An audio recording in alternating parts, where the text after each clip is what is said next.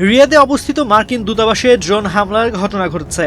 মঙ্গলবার সৌদি আরবের প্রতিরক্ষা মন্ত্রণালয়ের দাপ্তরিক মুখপাত্র জানিয়েছেন, দুটি ড্রোনের মাধ্যমে দূতাবাসে হামলা চালানো হয়। এতে স্থাপনাটিতে আগুন ধরে যায় এবং কিছু মালামাল ক্ষতিগ্রস্ত হয়। তবে দ্রুত আগুন নিয়ন্ত্রণে আনা সম্ভব হয়েছে বলে জানানো হয়েছে। হামলার পর দূতাবাস কর্তৃপক্ষ সতর্কবার্তা জারি করে সৌদি আরবে অবস্থানরত মার্কিন নাগরিকদের নিরাপদ আশ্রয়ে থাকার আহ্বান জানিয়েছেন। বিশেষ করে জেদ্দা, রিয়াদ ও দাহারানে থাকা নাগরিকদের প্রয়োজন ছাড়া সামরিক স্থাপনায় যাতায়াত এড়িয়ে চলতে বলা হয়েছে। দূতাবাসের ওয়েবসাইটে প্রকাশিত বার্তায় বলা হয়, অবিলম্বে নিরাপদ স্থানে আশ্রয় নিন এবং পরবর্তী ঘোষণা না দেওয়া পর্যন্ত দূতাবাস এলাকায় যাওয়া থেকে বিরত থাকুন। গালফ নিউজ জানিয়েছে, সৌদি আরবে থাকা মার্কিন মিশন আঞ্চলিক নিরাপত্তা পরিস্থিতি নিবিড়ভাবে পর্যবেক্ষণ করছে।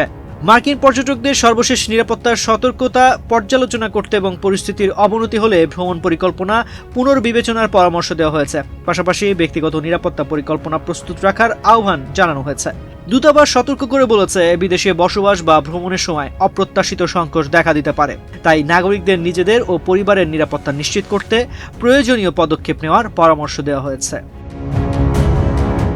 এ ঘটনায় প্রতিক্রিয়া জানিয়েছেন ডোনাল্ড ট্রাম্প। তিনি হামলার প্রতিশোধ নেওয়ার প্রত্যয় ব্যক্ত করে বলেন, রিয়াদে মার্কিন দূতাবাসের হামলা ও নিহত মার্কিন সেনাদের প্রতিশোধ কি হবে তা তোমরা শিগগিরই জানতে পারবে।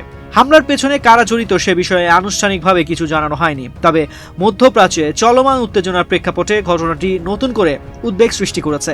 বিশ্লেষকদের মতে, কূটনৈতিক স্থাপনায় হামলার ঘটনায় আঞ্চলিক নিরাপত্তা পরিস্থিতিকে আরও জটিল করে তুলতে পারে। তানজির রহমান, বাংলাদেশ প্রতিদিন।